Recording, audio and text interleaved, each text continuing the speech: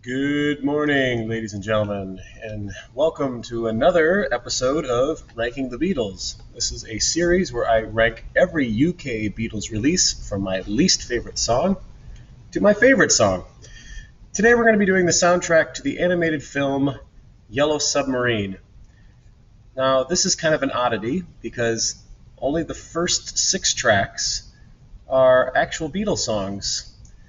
Tracks 7 through 13 are arrangements and orchestrations and compositions by their longtime producer, George Martin. And I'm really only going to rank the 6 Beatles songs, and you can just assume, and I'll do it right now, that all of the side 2, the orchestral arrangements, we're going to put them just at the bottom because that's where they belong, and I rarely listen to it. In 1999, they came out with Yellow Submarine.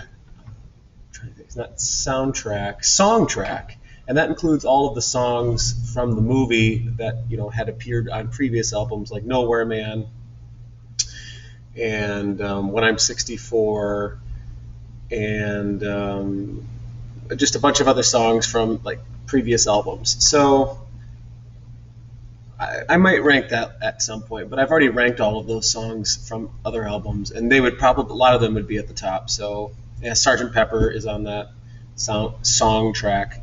But this is going to be a really quick one. Expect another video later today because this is I'm going to knock this out pretty quickly. So I've already put the George Martin songs at the bottom, and those could be swapped in any order. I can't really tell you how any of them go. I guess March of the Meanies, I'll give that one the red. I think that's my favorite of the George Martin orchestrations. Has kind of a sinister feel to it. So yeah, that one's the best. But yeah, I don't listen to those ever. I don't think I've listened to them in years, unless I do like a full Beatles playlist with every single Beatles record, and then I just shuffle, and sometimes I'll land on one of these songs, and sometimes I'm just too lazy to switch it. So if you haven't listened to them before, give it a listen. But yeah, they're not Beatles songs; they're George Martin songs. Okay, so we're gonna go with number 6.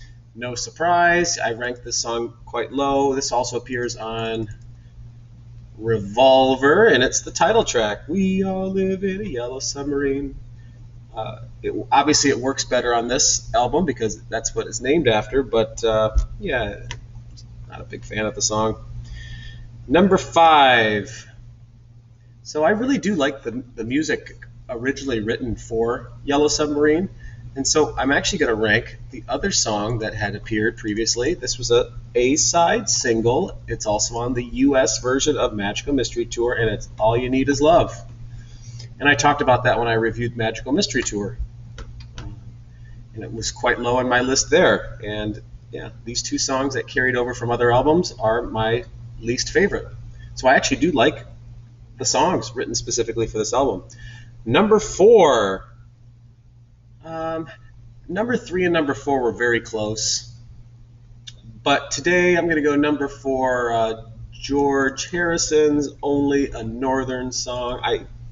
This song is a grower, and probably last year I would have put it number 3. Today I'm putting it number 4. Tomorrow I might put it back at number 3. It's not one of Harrison's stronger songs, and it's not as he's got another one on the album that is much stronger.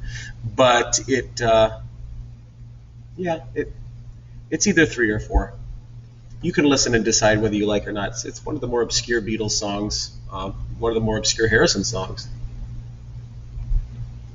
It's very psychedelic, which is cool. The production and the ambience of the song is, I think, a lot more impressive and fun than the actual song itself. So if you strip all that studio trickery and effects off, then I don't think the song is spectacular. Number 3, so we've got a couple childlike songs, which is no surprise because it's Yellow Submarine. Yellow Submarine is one of the childlike songs, and my number 3 is going to be All Together Now, which is kind of a fun Paul sing-along. 1, 2, 3, 4, can I have a little more? 5, 6, 7, 8, 9, 10, I love you. Yeah, it's number 3.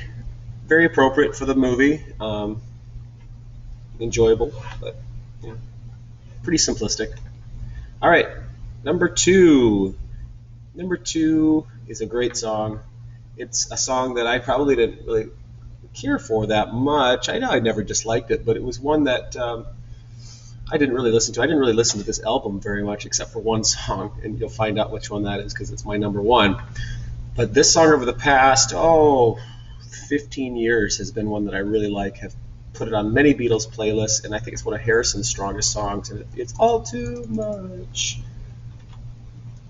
Works really well in the movie, but just as a standalone song, it always kind of reminded me of "Baby You're a Rich Man" in terms of the production, and these songs, a lot of them were written and produced around the same time. Obviously, the White Album came in between, but we're talking a year span here, a year gap. This is also 1968, and it's a joyous song.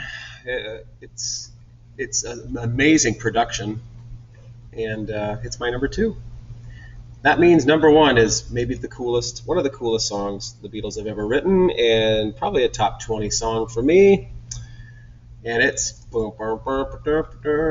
Hey Bulldog. Amazing bass playing. Amazing. Maybe the best bass playing on any Beatles song. Paul just absolutely destroys this bass part. Great vocal by John. Love the piano in there. Love the thing at the end where they're all howling, and it's a fun song, but it's kind of metal at the same time. Funky.